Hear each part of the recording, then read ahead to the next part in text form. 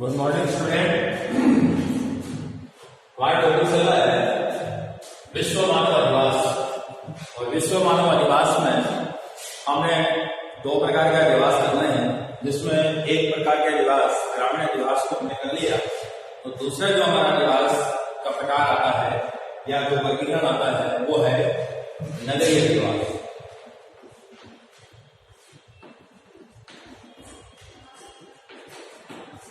कौन सा अधिवास? नगरीय अधिवास।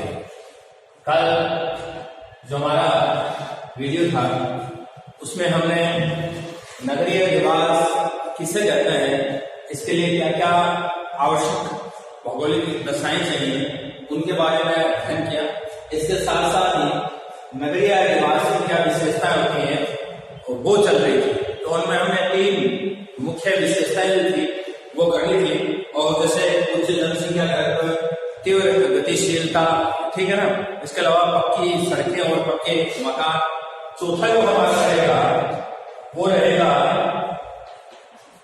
रोजगार के साधन। रोजगार के साधन अब हमने जब पढ़ा था कि नगरीय अधिवास में क्या क्या आते हैं, तो देखिए इसमें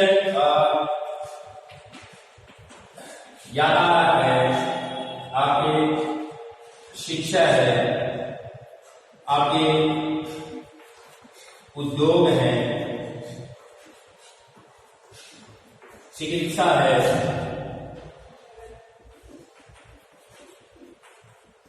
बैंकिंग है, बीमा है, ठीक है ना, और बाजार की सुविधा है। तो ये सारे फैक्टर काम कर रहे हैं, यानी इन फैक्टर में एक तरह से देखें तो पहले दूसरे, तीसरे, चौथे और 5वें व्यवसाय का संबंध जो है वो नगरीय अधिवास है। तो यहाँ इसकी विशेषता यह रहती है कि यहाँ रोजगार के साधन पर्याप्त मात्रा में उपलब्ध रहते हैं। और इसी कारण क्या होता है कि नगर बड़े हो रहे हैं। इसका कारण यह है कि गांवों से जो लोग हैं वो रोजगार की तलाश में नगरों में आते हैं और धीरे धीरे नगरों की जनसंख्या बढ़ने लगती है। और जनसंख्या बढ़ने के साथ साथ वो लोग स्थायी रूप से नए निवास करने की मंशा रखते हैं, इसलिए वो अपने मकान जो है वो वहीं पर क्या करते हैं, बना लेते हैं, जिनके कारण नगरीय अधिवासों का विकास होता है। दूसरे, तीसरे, चौथे और 5वें व्यवसाय का संबंध नगर से होता है। इसका मतलब इन व्यवसायों में ये जो प्रमुख बातें लिखी आती है कि यातायात के साधन पर्याप्त मात्रा में, शिक्षा की व्यवस्था होती है, उद्योग वहां होते हैं, चिकित्सा सुविधा, बैंकिंग, बाजार की, इन सबसे रोजगार जो है वो प्रत्येक व्यक्ति को मिलता है। इसलिए प्रत्येक व्यक्ति की जो आय है उसके स्रोत जो है वो पर्याप्त मात्रा में नगरीय क्षेत्रों के अंतर्गत मिल जाते हैं। तो नगरीय क्षेत्र की विशेषता है कि वहां पर रोजगार के जो साधन है वो पर्याप्त मात्रा में क्या रहता है, उपलब्ध रहते हैं। क्योंकि इनको व्यवसाय से जोड़कर भी हम देख रहे हैं, व्यवसाय से जोड़कर भी देखा जाता है। नेक्स्ट जो हमारी रहती है 5वां, यातायात की व्यक्तिगत एवं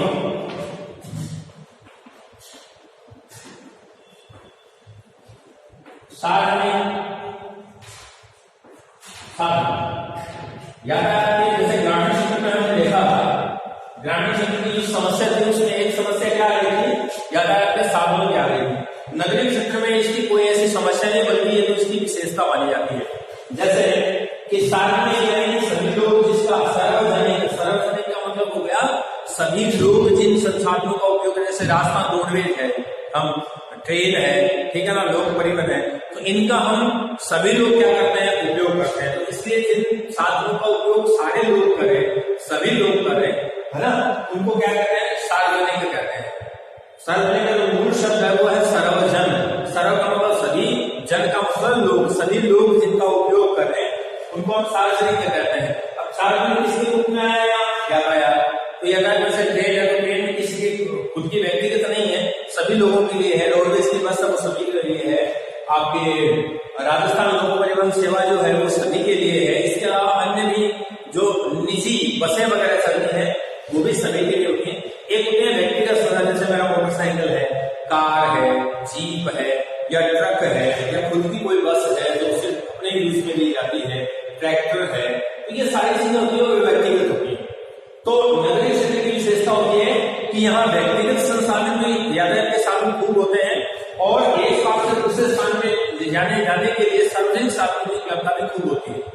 यानी बड़े क्षेत्रों में, नगरीय क्षेत्रों में घर से और जहां उनका व्यवसाय होता है उनकी बीच की दूरी काफी होती है, नगर बड़े होते हैं और इन नगरों में जहां घर से वो जाते हैं दूसरे क्षेत्र के अंतर्गत, तो कई बार क्या होता है कि कुछ एक टर्मिनल ऐसे बनाए जाते हैं, कुछ जगह ऐसी बनाई जाती है, कोई बस स्टैंड हुआ या कुछ जहाँ पार्किंग की सुविधा होती है, तो एक घर से तो अपने व्यक्तिगत साधन में चले जाते हैं, लेकिन 10 किलोमीटर, 20 किलोमीटर, 50 किलोमीटर, 100 किलोमीटर की दूरी अगर इनको तय करनी होती है तो फिर ये सार्वजनिक साधनों का उपयोग भी लेते हैं।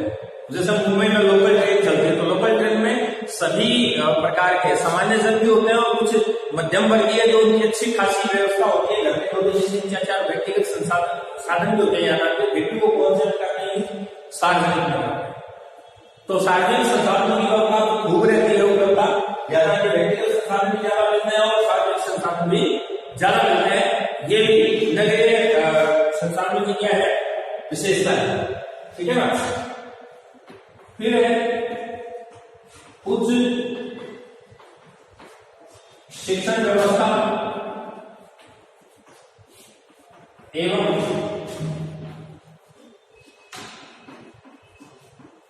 चिकित्सीय सुविधा, यानी जो ग्रामीण क्षेत्र में समस्याएं थी उनका निदान या उनकी एक तरह से कहे कि उनके उपाय जो है वो नगरीय क्षेत्रों में देखने को मिलते हैं। ग्रामीण क्षेत्र की क्या समस्या थी कि वहां उच्च शिक्षा अध्ययन के लिए जो संस्थान थे वो नहीं थे, लेकिन नगरीय क्षेत्र में आपको हर जगह उच्च शिक्षण संस्थान की सुविधा उपलब्ध होती है। तो नगरों की विशेषता है कि वहां पर उच्च शिक्षण हेतु या व्यवसायिक शिक्षा हेतु या उच्च तकनीकी शिक्षा हेतु जो भी संस्था होते हैं वो नगरों के अधिवासियों या नगरीय अधिवास की विशेषता मानी जाती है कि वहां पर इस प्रकार के शिक्षण संस्थान मिलते हैं।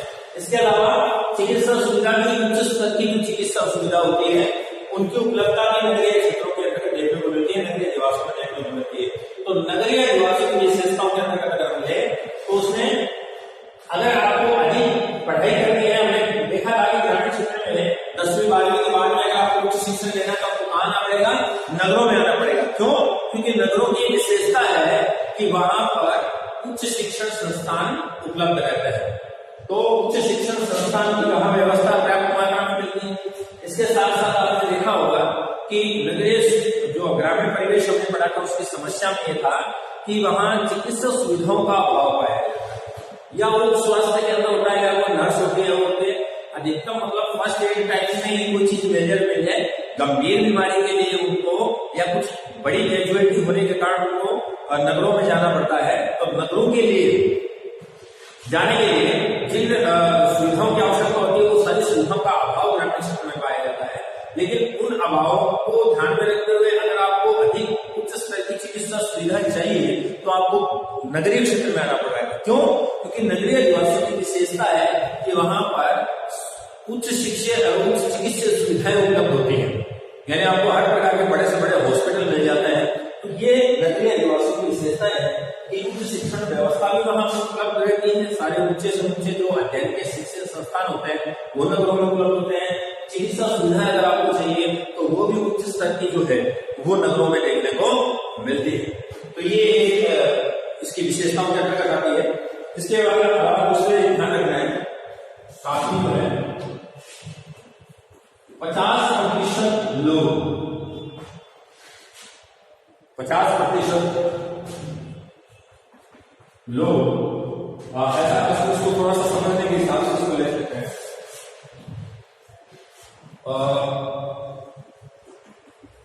कुल जनसंख्या में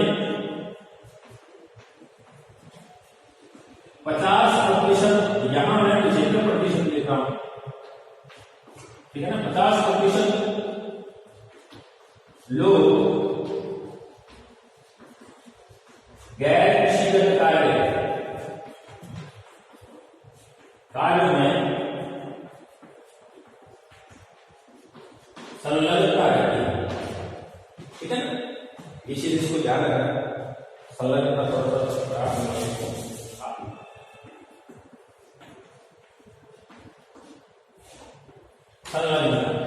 ठीक है ना। साथ ही जो नगर की कुल जनसंख्या है, इसकी विशेषता ही नगर की जो कुल जनसंख्या है उसका 50%, बहुत से देशों के अंदर 50% है, बाकी से देश के अंदर 75% है। ये मापदंड रखा गया है नगर का। जैसे जब नगरों की व्यवसायिक संरचना बढ़ेंगे, नगरों की व्यवसायिक संरचना बढ़ेंगे, उसके अंतर्गत इन चीजों के बारे में अधिक जिक्र इसी टॉपिक के बाद में करेंगे। थोड़ा सा इसको समझ लीजिए ताकि वो भी समझ आ जाएगी। कुल जनसंख्या में जैसे जापान, चाइना है, और 50% लोग जो है वो गैर कृषिगत कार्यों में संलग्न था। ये इसकी विशेषता है। गैर कृषिगत का तात्पर्य क्या हो गया कि एक तो होते हैं कृषि कार्य, ठीक है ना, और एक होता है जैसे उद्योग होता है। तो कृषि कार्य का मतलब है किसान, और गैर कृषि मतलब कृषि के अलावा जितने भी कार्य किए जाते हैं, कृषि के अलावा या कृषि कार्यों के अलावा जितने भी कार्य किए जाते हैं उनमें जो लोग काम करते हैं उनको बोलते हैं गैर कृषि, यानी कृषि में संलग्न नहीं। गैर का मतलब बिना से संबंधित है, नहीं से संबंधित है, ठीक है ना। तो जो लोग कृषि में नहीं लगे हुए हैं, जो कृषि कार्यों में नहीं लगे हुए हैं, उन वो लोग, तो कुल जनसंख्या में कम से कम 50% लोग ऐसे होने चाहिए जो कृषि कार्यों में नहीं लगे हुए हैं।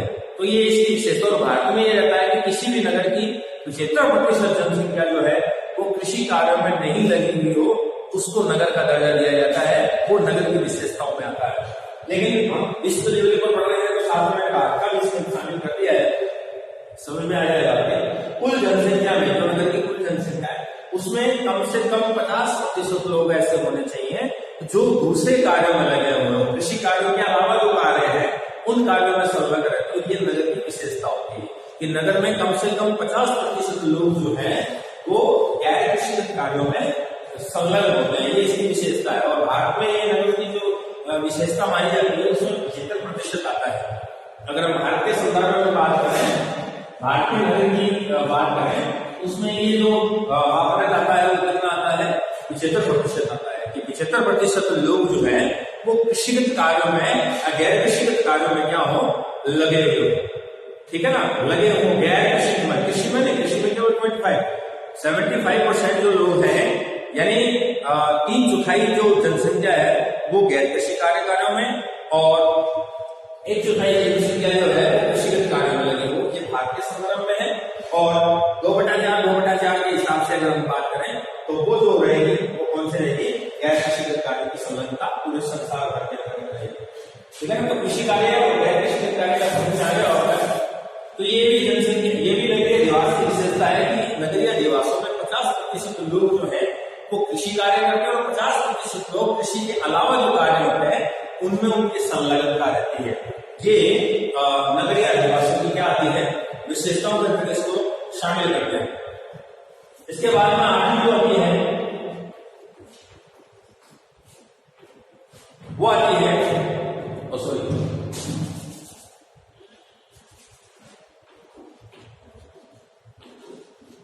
जटिल श्रम विभाजन।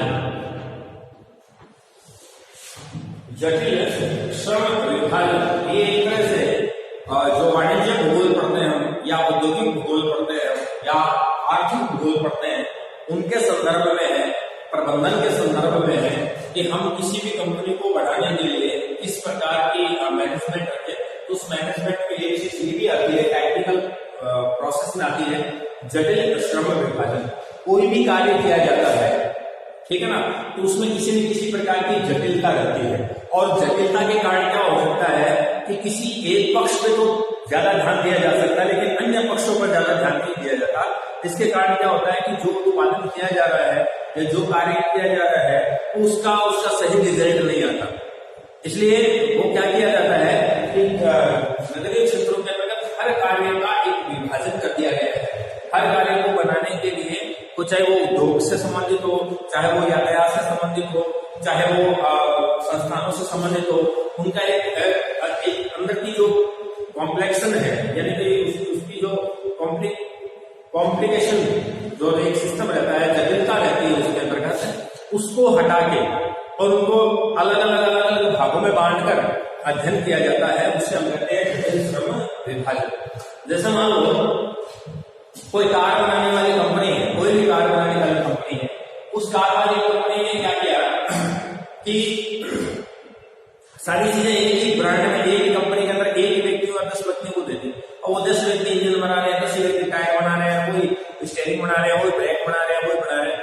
तो उनमें एक चीज आएगी सामने, क्या चीज आएगी कि उस कार की या तो एवरेज में कमी आ जाएगी, या उसका इंजन खराब होगा, या उसका स्टीयरिंग सही नहीं होगा, या उसका जो टायर है वो सही नहीं होगा। कहने का तात्पर्य है कि किसी एक व्यक्ति को अगर हम कोई सारे काम दे देते हैं, एक ही काम का पूरा सिस्टम उसी को दे देते हैं, तो उसकी बुद्धि एक तरफ एक काम के लिए तो बहुत अच्छी चली जाएगी, लेकिन दूसरी काम के अंदर तो हो सकता है उसमें थोड़ी कमी रहेगी। ठीक है ना। तो नगरीय क्षेत्रों में क्या किया जाता है कि प्रत्येक हिस्से को अलग अलग विभाजित, टायर बनाने वाली कंपनी को अलग टायर बना रही है, टायर बना रही है, स्टीयरिंग बना रही है, अलग स्टीयरिंग बना रही है, उसकी बॉडी बनाने वाली बॉडी बना रही है। तो जो बॉडी बना रही है वो अपनी पूरी दक्षता बॉडी में देगी, कोई टायर बना रहा है तो वो अपनी पूरी दक्षता टायर में देगा, कोई स्टीयरिंग बना रहा है तो वो पूरी दक्षता अपने स्टीयरिंग में देगा। तो वो जो कार्य जो कर रहा है वो उभर कर सामने आएगा, और वो जो कार की मैन्युफैक्चरिंग होगी वो पूरे वर्ल्ड लेवल पर क्या होगी, उपयोगी होगी। जैसे फोर्ड कार है, तो शुरू में जब फोर्ड बनी थी तो वो इतनी अच्छी नहीं चली थी, उसके बाद में फोर्ड ने क्या किया, इसका जटिल श्रम विभाजन किया। उसने प्रत्येक पुर्जे को अलग अलग तरीके से, जो उस पुर्जे को बनाने वाले लोग थे जिसमें उसकी दक्षता थी, उनको अलग अलग तरीके से किया, और फिर जाके कहीं एक जगह उसको असेंबल कर दिया, जोड़ दिया, और फिर वो विश्व में उभर कर फोर्ड की कार जो है वो लोगों के सामने आई।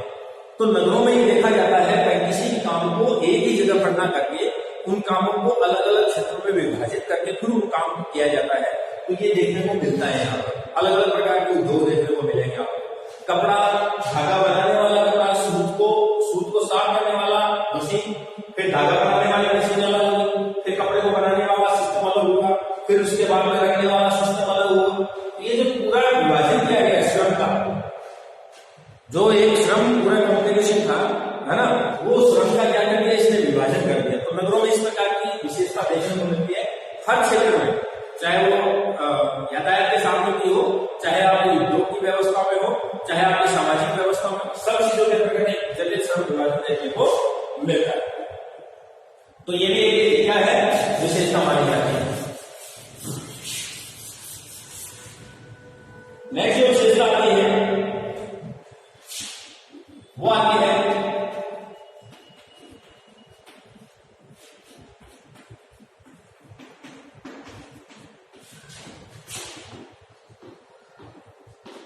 सामाजिक प्रगाढ़ता का अभाव।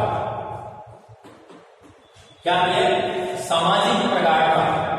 ठीक है ना, सामाजिक प्रगाढ़ता। अब सामाजिक प्रगाढ़ता का मतलब है एक दूसरे से, प्रगाढ़ता का मतलब घनिष्ठ संबंध का कह सकते हैं, या एक दूसरे से संबंधित चीजों को कह सकते हैं, या मिला जुला हिस्सा हो सकता है, या हम एक दूसरे के ऊपर निर्भर रहते हो, या एक दूसरे के काम सुख दुख में काम आते हो। इन सभी चीजों के लिए जिस शब्द का उपयोग करते हैं वो प्रगाढ़ता, यानी एक दूसरे में शामिल होने की स्थिति रहती है, वो प्रगाढ़ता के रूप में आती है। ठीक है ना। उस प्रगाढ़ता का अभाव पाया जाता है, कहां पाया जाता है, नगरों में। कौन सी प्रगाढ़ता का अभाव, सामाजिकता। सामाजिकता का मतलब समाज। देखो लोग जो है उन्हीं से परिवार बनता है, परिवार से मोहल्ला बनता है, मोहल्ले से पूरा समाज का निर्माण होता है, समाज से राष्ट्र का निर्माण होता है। तो समाज का निर्माण करने वाला कौन हुआ, मानव हुआ। ये पॉलिटिकल सामाजिक पॉलिटिकल जो है आपकी राजनीति विज्ञान है, उसमें सामाजिक अवधारणा जो अरस्तु वगैरह की है, एक आदर्श समाज की स्थापना, एक आदर्श राज्य की स्थापना में आपने समझा होगा उस चीज को। तो सामाजिक प्रगाढ़ता का, तो सामाजिक प्रगाढ़ता का तात्पर्य है कि वहां हमने सबसे पहले एक बड़ी चीज पढ़ी थी, त्वरित गतिशीलता। त्वरित गतिशीलता है एक विशेषता है कि पूरा जो नगर है दिन रात चलता रहता है। चलता रहने का मतलब है उसमें सारे कार्य जो है वो दिन रात करते रहते हैं सर, कंप्लीट दिन रात की प्रोसेस 24 घंटे नगर जो है वो सजग रहता है। हर लोग जो है वो अपने कार्य के अनुसार अपनी प्रक्रिया में लगे रहते हैं।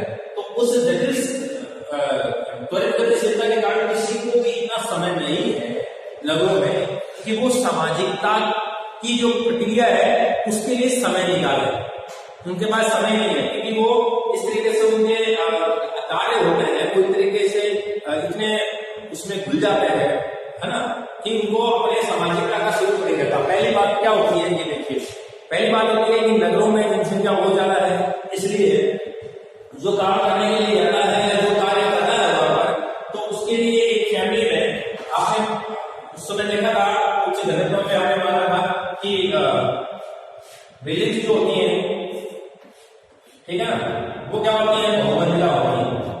और सबसे इंपॉर्टेंट चीज क्या होती है इसमें कि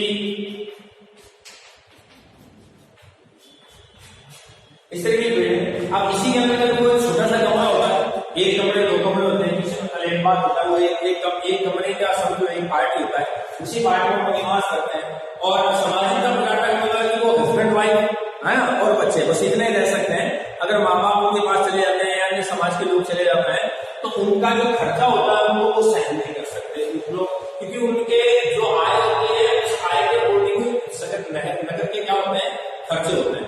तो नगर के खर्चे और आय के आधार पर ही इनका अलग अलग क्या किया जा सकता है, स्वरूप में विभाजन किया जाता है। तो उससे वो सामने वाला जो होता है वो उसको अफोर्ड नहीं कर सकता, इसलिए वो सामाजिकता को ध्यान में देता। दूसरी बात यह है कि इतनी फास्ट लाइफ होती है कि किसी को सामाजिकता का ध्यान नहीं रहता है। कोई कभी कभार संडे होता है, संडे के दिन क्या करते हैं, वो अपने सारे घर के कार्य जो पूरे हफ्ते भर के वीकेंड के जो कार्य होते हैं उनको संपादित करता है, ठीक है ना, या फिर कहीं अपने परिवार को लेकर वो कहीं घूमने के लिए जाता हो जाता, बस इतना ही होता उनका। पास में पड़ोसी जो होते हैं वो भी आपस में पता नहीं उनकी बातचीत होती है नहीं होती, ऐसी स्थितियां यहाँ पर रहती है। सुख दुख में काम आने से कोई मतलब नहीं, कोई आदमी मर रहा है तो यहाँ नहीं है, वो अपने काम पे चला जाएगा, ठीक है ना।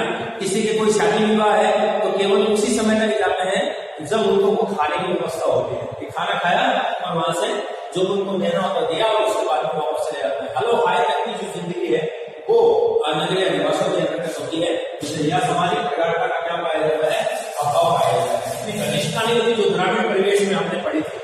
ग्रामीण निवास के अंतर्गत जो हमने पढ़ी विशेषता पढ़ी थी उनके अंतर्गत सबसे इम्पोर्टेंट चीज थी कि सुख दुख में काम आते हैं। उसका पीछे कारण क्या है कि उन लोगों के पास कृषि के अलावा कोई कार्य नहीं है, पहली बात, इसलिए वो खाली रहते हैं। दूसरी बात यह रहता है क्षेत्र छोटा होता है, इसलिए हर आदमी की पहुंच होती है कि कौन सा आदमी कहाँ है, उसके दिमाग में ये रहती है कि हाँ उनकी शादी होती है, वो मर गया है, ये हो गया, हो गया। तो वो सारी चीजें जो होती है वो आसपास में, क्योंकि उनको पता है कि आज हमको रोजगार के साधन उपलब्ध नहीं होते, आज इसको मेरी आवश्यकता है, कल मेरे को इसकी आवश्यकता होती है, मेरे काम आएगा। तो एक सामाजिक की भावना ग्रामीण परिवेश में ज्यादा देखने को मिलती है बजाय सामाजिक। इसके पीछे काफी रीजन काम आते हैं, लेकिन मुख्य रूप से ये रहता है कि नगर बहुत बड़े होते हैं, ठीक। दूसरी बात ये होती है कि त्वरित गतिशीलता होती है, कंटिन्यू वहां पर कार्य होता रहता है। चौथा, समय किसी के पास नहीं होता, समय का क्या होता है, यहाँ पर अभाव होता है। तो समय के अभाव के आधार पर ही ये देखने को मिलता है कि वो सही तरीके से कार्य करता है या नहीं करता। 10वां और लास्ट जो है तीव्र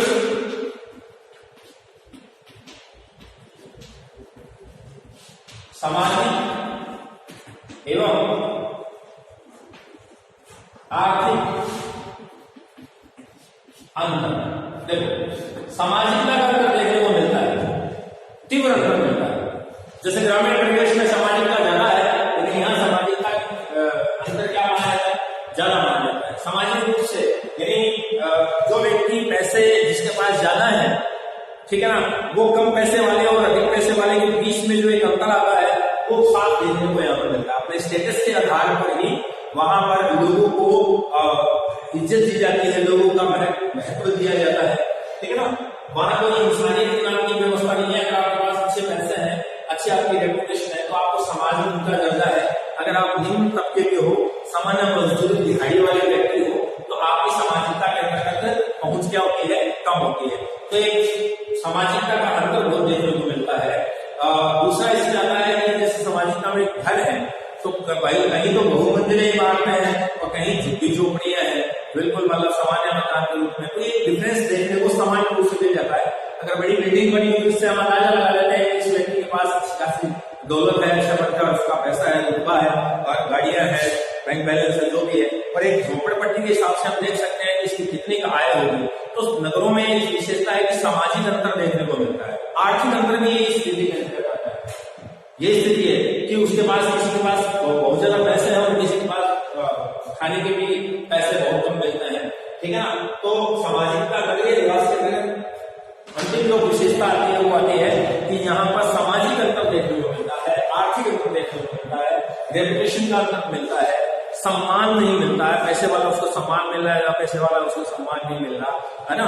और जो जिनकी आय ज्यादा है उनका स्तर ऊंचा है, जिनकी आय कम है उनका स्तर क्या है, नीचा है। तो कहीं झुग्गी झोपड़ियां हैं, बहुमंजिले इमारतें हैं, कहीं अच्छी बिल्डिंग्स है, ठीक है ना। किसी के पास कारें हैं, गाड़ियां हैं, खूब गाड़ियां हैं, किसी के पास साइकिल भी चलने को नहीं है।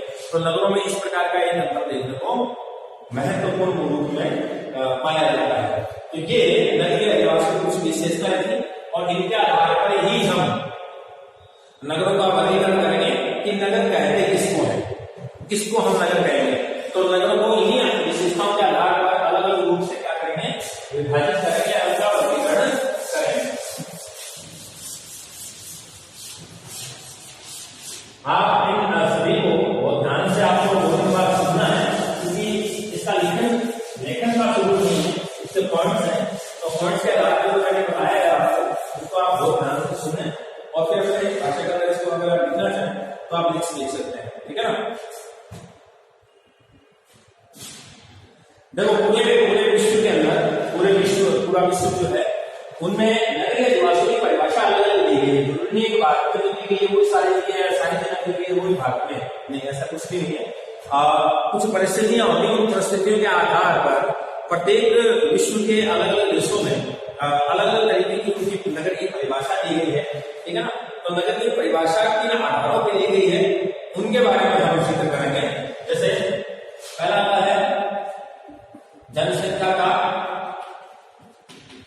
आकार, यानी जनसंख्या के आकार के आधार पर इनका विभाजन करेंगे। फिर उसका दूसरा आता है कि मानव द्वारा किस प्रकार के व्यवसाय किए जाते हैं उनके आधार पर हम उसका वर्गीकरण करेंगे। फिर उस क्षेत्र का प्रशासनिक ढांचा कैसा है उसके आधार पर हम उसका वर्गीकरण करेंगे। और उसके बाद में आवश्यक दशाएं क्या है,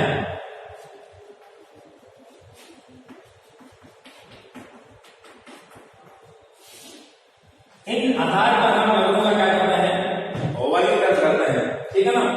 जनसंख्या के आकार के आधार पर तो पूरे विश्व के अंदर, संपूर्ण विश्व की अगर बात करें तो पहला हम देखते हैं जनसंख्या के आकार के आधार पर।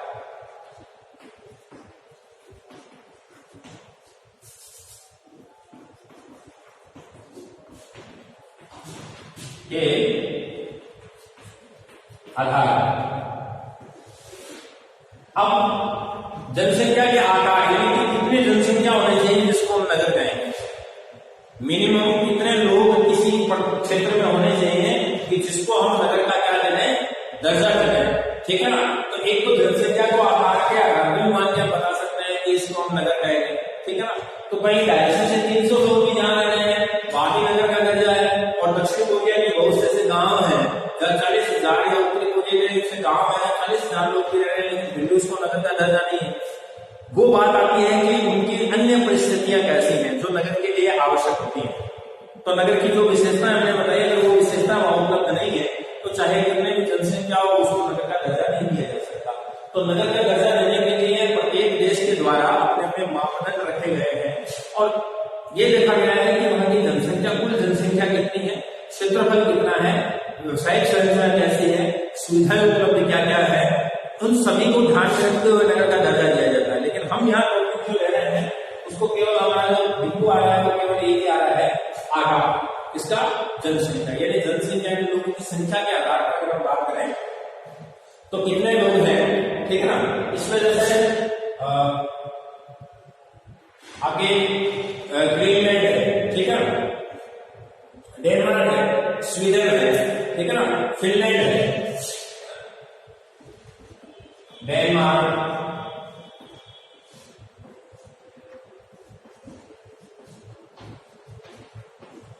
फिनलैंड, स्वीडन, ठीक है ना।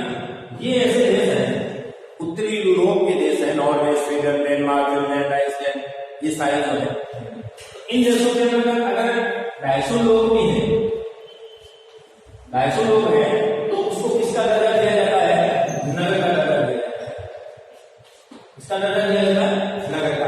हम बता रहे हैं कि नगर जो है किसको कहते हैं, तो नगर को किसके आधार पर विभाजित किया गया है? जनसंख्या के आकार पर। जनसंख्या का आकार का मतलब यहाँ संख्या से है, लोगों की संख्या से, कितने लोगों की संख्या है, तो संख्या के आधार पर। तो डेनमार्क है, फिनलैंड है, स्वीडन है, 250 लोग जहां पर।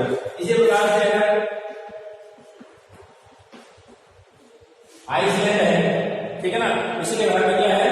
आइसलैंड है, तो आइसलैंड में जहां 300 व्यक्ति हैं, तो उसको किसका दर्जा दिया जाता है? नगर का दर्जा दिया जाता है। उसी प्रकार अगर कनाडा है, कनाडा है,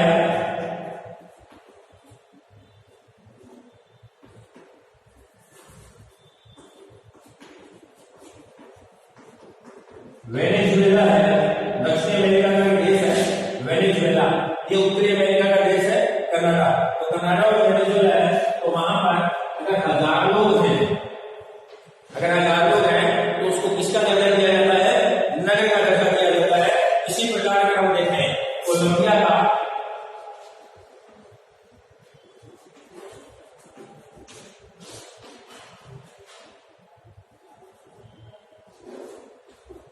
कोलंबिया की अगर बात करें तो वहां 1500 लोग अगर हैं, तो उसको किसका दर्जा दिया जाता है? नगर का दिया जाता है। अगर पुर्तगाल की बात करें हम, ये रोम का देश है पुर्तगाल, और अर्जेंटीना ये दक्षिण अमेरिका का देश है अर्जेंटीना। अगर यहाँ बात करें तो 2000 व्यक्ति जहां निवास करते हो, उसको किसका दर्जा दिया गया है?